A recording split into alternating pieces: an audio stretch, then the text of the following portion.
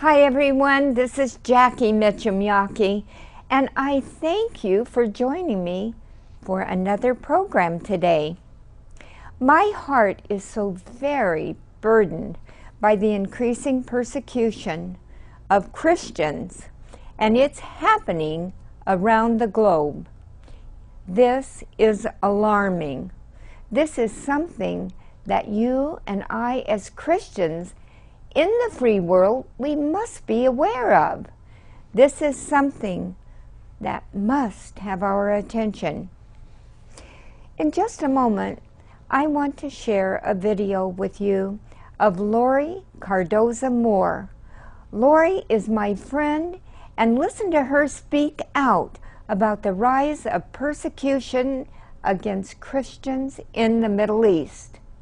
This program also includes a shocking interview with Julie Aftab, who is a believer from Pakistan, who was attacked for not renouncing her Christian faith. Now here's Lori. I believe that it is so very important that at this critical time in history, we must turn our focus on Israel. In the Middle East today, we're seeing a rising tide of Christian persecution. In Judea and Samaria, many Palestinian Christians are calling for a two-state solution, which will ultimately mean the creation of another Islamic state. They cry apartheid and persecution by Israelis rather than Muslims, a claim that has been proven to be patently false and exaggerated beyond proportion. One fact not included is that the majority of the true Christians have fled these Palestinian-held areas and former Christian cities due to severe Islamic persecution. In 1950, Bethlehem's population was 75% Christian. Today, the figure is 12%. This scenario has been repeated all over the Middle East, where more than 2 million Christians have fled to the West as a result of Muslim persecution. We only need to look at what is happening today in the Islamic countries of Syria, Nigeria, Pakistan, Sudan, and Egypt, among others. Christians there experience extreme and horrific levels of persecution and apartheid that are truly shocking and often beyond our Western comprehension.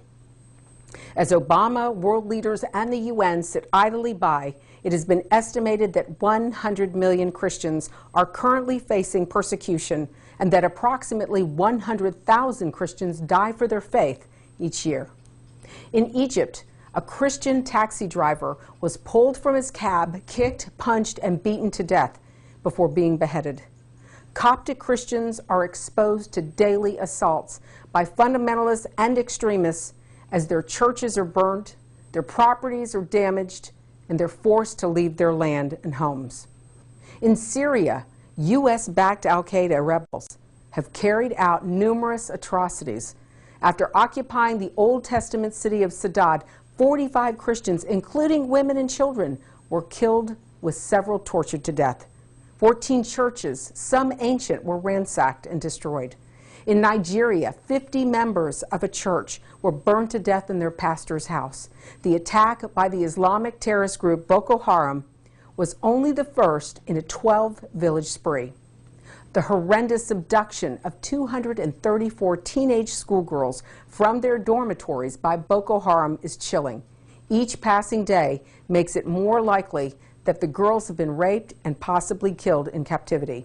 In Pakistan, a pair of suicide bombers killed 81 people outside the 19th century All Saints Church in Peshawar in one of the deadliest attacks yet on the country's Christian minority.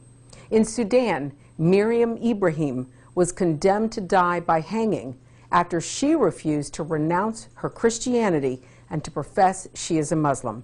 Ibrahim was convicted of apostasy while she was 8 months pregnant and held in prison with her 20-month-old son. Today, we'll hear the true story of one such horrific persecution that happened to a young woman from Pakistan. Julie Aftab was born to Christian parents in the Punjab province. When she refused to recant her faith at her factory job, the terrifying consequences were nearly fatal. June 15th, I was wearing cross. I wore cross openly because for many people it's just a simple piece of jewelry. For me, every time I breathe, it reminds me that God had sent His Son. When the man came in and he saw the cross around my neck and he said, "Are you a Christian?" I told him, "Yes, sir, I am Christian." And then again he asked me, "Are you a Christian?" And I told him, "Yes, sir, I am a Christian." And third time when he asked me, "Are you a Christian?" And I told him, "Yes, sir, I am Christian." And so he told me right there, he said, "You do not look like a Christian." And I just looked at him and I said, "Okay, whatever." I rolled my eyes and I was working as an operator in a public call office, and he told me, he said, "You should change to Islam and your life will be way better and everybody will treat you like a queen." And I told him, I said, "I am living life like a queen because I'm daughter of the king." And when I told him, and I told him that, I see a lot of queen beaten to death in y'all's houses every single day. I don't want to be that queen. And so he told me, he said, if you change to Islam, everybody will support you, you work for so little money, and everybody will help you and your family. And I told him, I said, God gave me 2 hands, 2 feet, and perfectly healthy body. I can support myself, I can support my family. And in Pakistan, many times they will do some, especially to girls, they will do something bad to them, and then they have no choice than just converting to Islam. So he tried to, he got up and he tried to grab me, and I pushed him and I slapped him. I said, "I'm girl, but I'm not weak." And I picked the money, I picked it up the money and I threw it at his face and I told him, "I'm not like other girl." And when this man, when I slapped him and he said, "I'm giving you last chance, I'm trying to save your soul." And I told him, "You need to leave before you lose your last chance, and my soul is saved." And so he left, and before he was leaving, he said, "I'll see if your Jesus will save you." He left, and between 30 to 40 minutes later, he came back with the acid. In Pakistan, you can buy anything, nobody gonna stop you. Nobody gonna tell you why you're buying, and they don't ask for a reason. If you have money, you can buy anything. And so he brought acid, and when he brought acid, he just opened the door, and I was just sitting there, and he threw it through like that, and I just turned, and this side was burned, and I got up and I ran toward the door, but that man was standing in front of the door, and it was only one door. So one man came behind the first man, the second man came behind of him, and he just held my hair down, and he held me down, and the first man tried to pour it into my throat. And they were saying that they're going to destroy it. The mosque said no to Islam. Later on, they were caught, and people asked them, "Why did you do it?" And they said that she had insulted Islam. She had said Islam is in darkness. I didn't say that. He said so. He said that she said that Muslim people are going to hell. I didn't say that. He said about Christian people. He said that she said Muslim is living in darkness. I didn't say that. He said about Christian that. And that he said she have committed blasphemy. Police let them go. Even police joined them. And also the people who took me to the hospital, they turned against me. Until then, my family arrived at the hospital, and they told the hospital that if you treated her, we will set the hospital on fire. And the hospital let me go. My family took me to the second hospital. Second hospital said the same thing. The third hospital said the same thing. And third hospital, my mom begged the doctor. She told him, he told her that she's gonna die anyway. There was point. And my mom said she's still breathing. And she begged them, she requested them that please help us. And somehow God put a mercy in their heart. Somehow, I don't know. And they said, she's gonna die anyway, what's the point? And my mom said, at least you can put IV or something. And all they did, put IV, and every morning they did honey. They put it honey, and they will take, next morning, they will take the dressing out and pieces. It was more like a torture than treatment. They will intentionally like press on the wounds or do intentionally thing. Even the doctor will never pay attention or ask.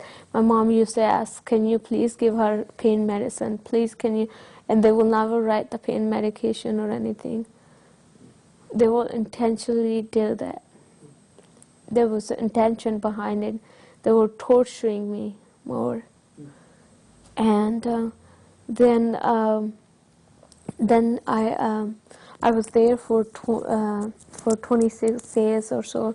21 days later, I was pronounced dead, and God gave me life again for 15 minutes and 33 seconds.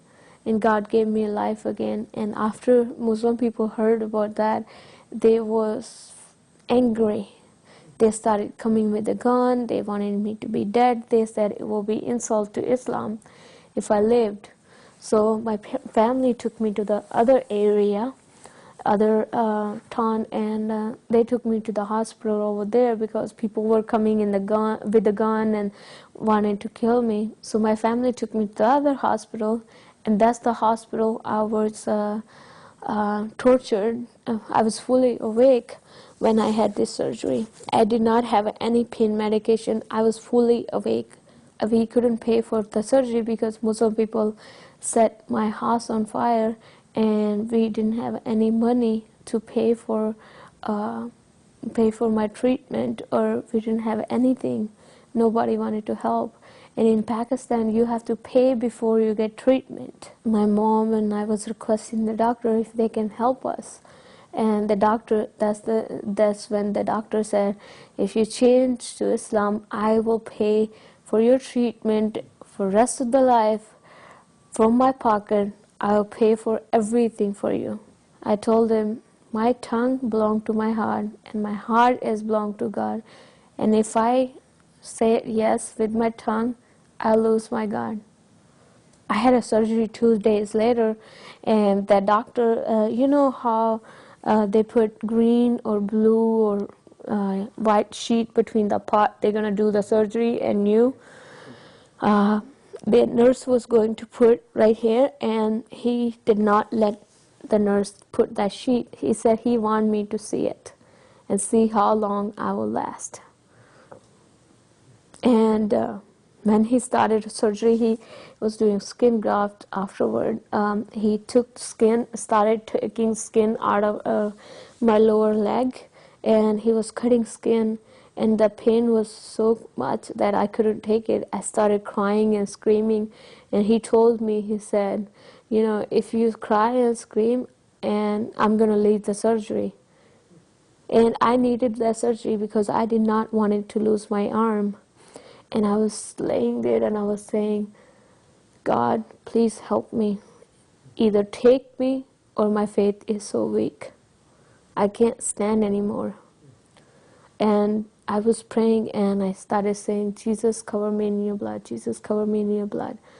And when I was saying that, then he was finished from here, and he came and he started cleaning the infection.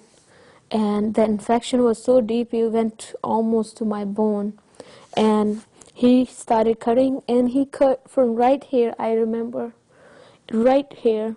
When he cut it, I felt like a splash of blood came all over me. I was asking, Jesus, cover me in your blood. And I believe that He had bought me with His blood. He had paid a price for me. And so I, believe it or not, I do not had any afterward. I felt so much comfort. I felt like I'm not alone. I felt hand over my head. And I was laying there and my lips were moving. There was no voices. There was no begging. There was no crying. And I was holding my hand like that, and my nail went through my skin, but I did not felt any pain. And the doctor was not able to stand that. The doctor was so mad. The doctor couldn't bear the fact that I was not begging, I was not requesting, I was not crying to ask him. And he just left the surgery, and the nurse finished the rest of the surgery. And that's the same doctor, same doctor who gave me poison. Instead of antibiotic, after the surgery, he gave me a poison. Then my family took me to the other hospital when they found out that has been poisoned, and they took me to the other hospital, and law enforcement did not want to help me. They was with them, so we didn't have anybody to go to. So they took me to the other hospital. That's where they washed my stomach and everything. 2 weeks later, I woke up again. And then that's the hospital. God gave me eyes, and I was totally blind from both eyes. Now I'm blind on the left eye, but right eye, but I can see 100% from my left eye. And that 67%, because of they pour acid into my throat, 67% of my esophagus were damaged. The doctor said I will never be able to speak. And this part of, you could see half of my esophagus. I did not have any cheek. This is rebuilt, and they reconstructed. And then that's after that I moved to different area, and I hid it for 6 months because I knew that people were crazy. They're gonna get after me. So afterward, it was about 6 months, and we moved to different place, my family and me. And I thought people have forgotten everything, and plus it's a new area, nobody know me. And 2003, that's when I was shot. Bullet went through here, scratched here, went through here, scratched here, and they thought they have finished. They had killed me, but God was not done. I survived that again. So later on they found out, no, she's not dead yet. And then they wanted to hang me by the blasphemy law. And then Christian bishop found out about me, and he wanted to help me. And he talked to some people in the Shriner Burn Hospital in Galveston, Texas. And some people got involved from the United States. They helped me to escape Pakistan. My family has been persecuted a lot, and still they are being persecuted. They were like, every time they like, I know there is thousands of people can see like a TV interview or radio or whatever, and every time I speak here, my family get pressure over there. But I'm not gonna stop. I'm not gonna stop, because that's what they wanted. God got me out of all the death. Even people say I barely died, nearly died, but I did died, and God gave me life. And God gave me life for a reason. I'm not going to stop that reason. And if God wanted to, whenever I'm done, I receive a lot of the threats. In the United States, I receive a lot of the threats from Muslim people. And I told them, you try to stop me if you can. And I stand up for to speak. I don't want people feel sorry for me, because I'm not. I'll do it 1,000 times if I have to, because I believe in God and living God. And if I stand up for him, he will stand up for me. I know that. I don't need any more proofs because I have a lot of proofs. I'm twice cancer survivor. I mean, what worse can get? And God had given me life for a reason, and I'm going to use it for that reason.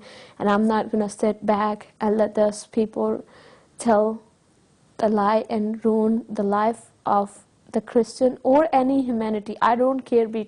I do not hate Muslim people. I hate the ideology they believe and their action when they follow Islam. I don't hate them as a people. I hate what they do. And the United States is my home now. And I will do whatever it will take to keep my country safe, because I had lived hell of a life over there. I don't want to live it again. I don't want to live life like a Pakistan again. I don't want to Sharia law here. I don't want it to wear hijab. I don't want to do what Islamic way, anything. I live in the United States of America. I want to keep that. I wanted to be free and say, I am a Christian. I can pray. I wanted to pray in the public places.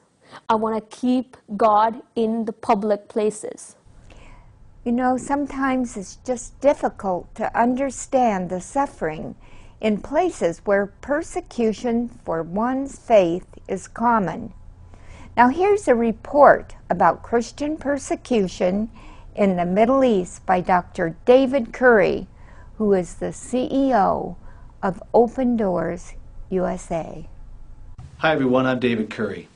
Today we have a special report on what's happening to Christians in the Middle East, in countries like Iran, Egypt, Syria. Because of security reasons, we can't share who's giving this report. We'll call him Stefan. But he was just in these regions, and Open Doors is supporting Christians wherever they're persecuted, wherever they lack the freedom to read the Bible, to share their faith, to choose for themselves what they believe. Open Doors is there to help support them and to encourage them in any way we possibly can. So hopefully this report will give you some education on what it's like to be a Christian in the Middle East. Can you tell us how God is moving in places like Egypt and Syria and Iran? Let me give it a try. We'll start with Egypt. It's not an easy question to answer because the situation in Egypt is quite complicated right now. There are a lot of attacks against the Christians, especially against Christian girls, against Christian women, but also against Christian businessmen and Christian farmers. So there's a lot of fear right now among the Christian minority in Egypt. At the same time, the church is rejoicing that the Brotherhood is no longer in power, and they hope that slowly but surely the influence of radical Islam will decrease. Egyptian believers are happy about one development, and that is that a minority of Muslims is more open for the Christian faith than before. So even it's a climate of uncertainty and it's a climate of fear, there are more opportunities to witness about the faith in Jesus Christ than there was before, and that's a reason for rejoicing. So it's really a mixed situation. Yeah, that's the best way to describe it. When we move to Syria, that's a whole different story. The country is in turmoil. It's being devastated by a horrible religious-inspired civil war. 9 million Syrians are on the run. That's more than 1/3 of the population. There is still a large Christian minority in Syria. Like in Egypt, it's about 10% of the population. When Assad would win and the Alawites, then they know that at least they will be protected. When the rebel forces will take over, it's very, very dangerous for them, because the rebels right now are being dominated by radical jihadis. And in the areas where the jihadis have taken over control, Christians have been persecuted, and many of them were forced to flee. So again, there's a lot of fear in this country as well, for many good reasons. The churches are reaching out both to Christian refugees but also to Muslim refugees, and this is making a real impression among the Muslims as well. So yeah, it also has meant that the interest among Muslim refugees for the Christian faith has gone up rapidly in the past 6 months because of the aid and support they have been receiving from the churches. Then finally, Iran. This is a country where the revival is still going on, where still many Iranians are coming to faith, and for us this is a reason to rejoice. Having said that, also the present government is very upset about it. They do not like this development at all. So even though Ahmadinejad is no longer in charge, Rouhani, the new president, is continuing with the policies of the former president, meaning that a lot of Christians are being harassed, a lot of converts are being arrested, many of them are being threatened, and some of them, out of fear or because they have lost their jobs, they don't have an income anymore, they are escaping from the country, they are running away. And this is something the Iranian government would love to see, that the Christian witness would be smaller and smaller inside the country. Having said that, there are still quite a few Iranians who stand strong in their faith, who are not giving up and also not willing to leave the country. So it is really remarkable what they are doing inside their country and how they are a blessing for their people. This is a time for all Christians to stand together. One way we can do this is pray. Pray right now. Anyway, I thank you so much for joining me again today. God bless you. And my final request is, don't forget to pray for the peace of Jerusalem. Shalom.